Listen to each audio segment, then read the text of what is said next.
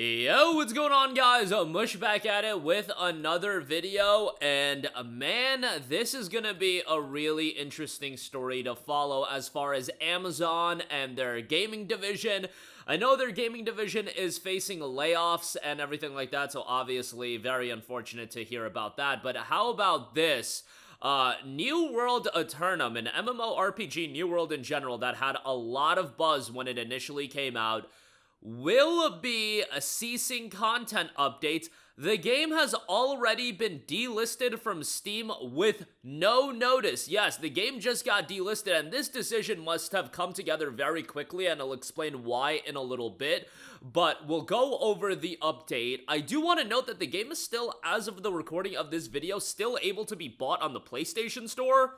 It's not like anybody's finna drop $60 on the game right now. I don't know if that's a factor of it still being available on the PlayStation Plus catalog, so they kind of have to still offer it for sale. I don't know exactly how that works, but it's not available for sale on Steam anymore. It's delisted on there, and kind of insane as far as a game that I'm not gonna say, like, it's a success, but it still had a decent amount of people playing the game relative to a lot of other live service games. Let's actually pull it up on SteamDB so we can get an exact number.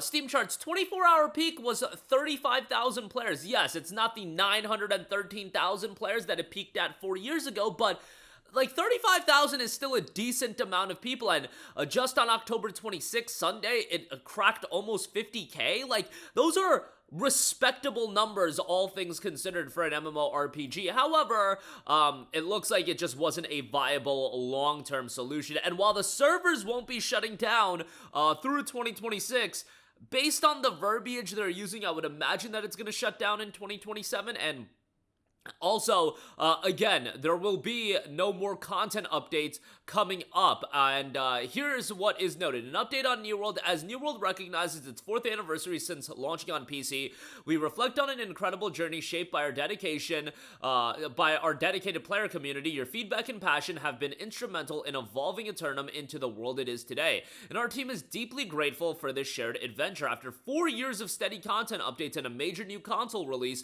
we've reached a point where it is no longer sustainable to continue supporting the game with new content updates. Let's pause there for a second. Again, this game's got 35,000 players every day. It peaks at 35,000, although now, since this news came out, it has really fallen to its lower concurrent player count ever, having 6,000 concurrent players recently, but you know, and it really hasn't gone that low outside of August of 2024, where it did fall down to 5,000, but nonetheless, this is like the lowest it's been at in quite a while, and October actually saw a bit of a surge.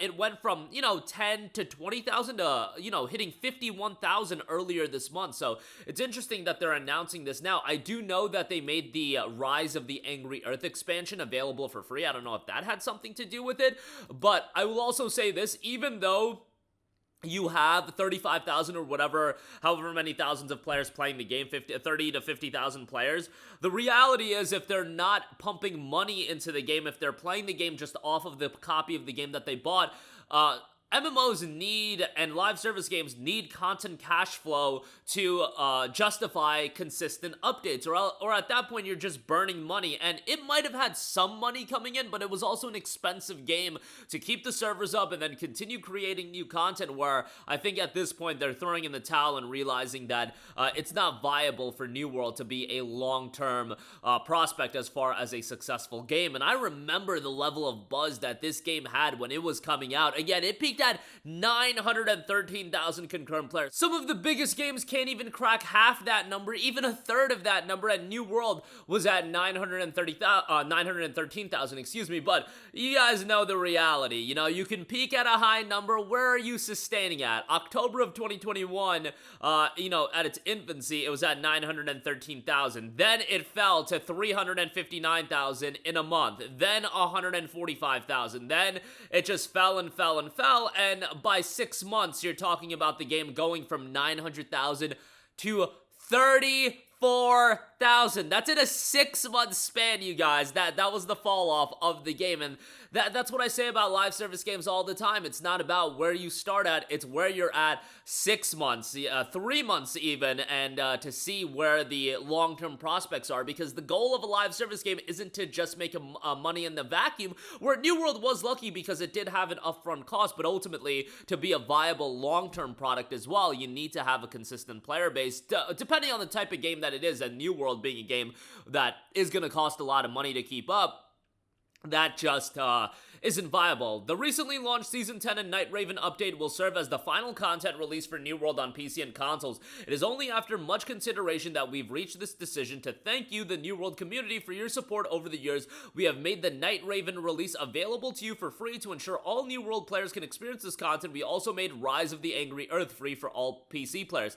They dropped that 2 weeks ago to make Rise of the Angry Earth free. In the coming months, we will provide more details on what to expect and other essential information. Rest assured, our intention is to keep the servers operating through 2026, allowing our community to continue their adventures in Eternum. Now, what happens beyond 2026? A year is not that long of time, so I would expect, based on the verbiage, I could see this game shutting down completely in 2027, which is a bummer because this is a game a lot of people spent a lot of hours on, and I think for a lot of people, this is coming a little bit out of left field because from what I know, Season 10 was received really well. The Night Raven update was received really well, so the fact that that update has come out and, it did hit new high numbers this month relative to what it had been hitting, that's going to be seen as a very big disappointment to a lot of people. And New World Eternum will still be downloadable for PlayStation Plus members, Extra, and Premium players of Eternum. Your dedication and enthusiasm have made this New World adventure on an unforgettable journey. We're deeply grateful for every moment you've spent helping build this extraordinary world alongside us.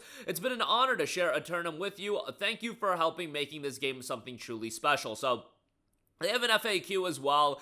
I'm not going to highlight everything until, as far as that's concerned. And they're still selling in-game currency, marks of fortune. I definitely would not recommend you at this stage of the game to be spending money on microtransactions for a game that is not going to be continued to be supported. But, again, this is one of those instances that's a little bit, I feel like, it's one thing when we talk about Vampire Blood Hunt shutting down because the peak of that game wasn't that high. It's not like Blood Hunt peaked incredibly high, and let's actually pull that up. Let's pull up where Blood Hunt peaked at. Blood Hunt peaked at 30,000 concurrent players, and again, I don't think 30,000 is this number that's inherently awful. Like, Concord peaked at like 2 players, so it's like, relax. Okay, Concord peaked at like a couple hundred, maybe like 1,400 or something like that, but you get the idea.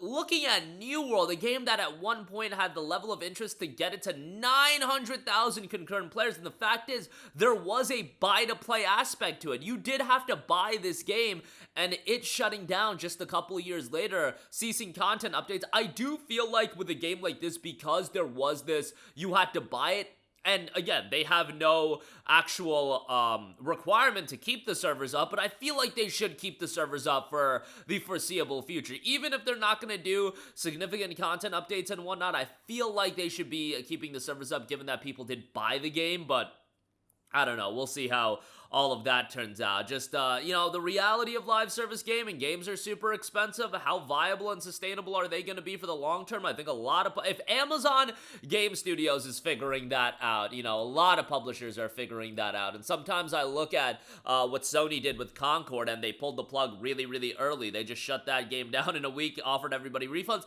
Like, New World, it wouldn't have been smart to do that. I mean, the game peaked at 900,000 players. But for other live service games, when you realize it's an L, I just feel like you should take that L with grace, refund everybody, and realize we ain't getting on that gravy train. That Fortnite gravy train, that Call of Duty gravy train, we ain't getting on that. Let's just shut it down. I do think sometimes, if it's a Concord level disaster, that's the route to go. But that'll do it for me. Let me know all of your thoughts in the comments section down below. Definitely interested to hear what you guys think, but that'll do it for me. Let me know all of your thoughts down below. Thanks for watching, and I will catch you guys in the next one. Peace out. Hey, what's going on, guys? Mush here again. Hope you enjoyed the video. As you guys might know, YouTube's notification system is sometimes a little bit wonky, even if you're subscribed to the channel. Maybe you're not abundantly aware that I uploaded a video. To remedy that situation, make sure you hit the bell notification button. This way, whenever I upload a new video, and I try to upload as consistently as possible, you will be notified directly of the upload, and you can watch it as soon as it goes live. I would really appreciate if you guys hit that button so you can stay up to date with all of the content I'm posting. But as always, guys, thanks for watching, and I'll catch you guys in the next one. Peace out.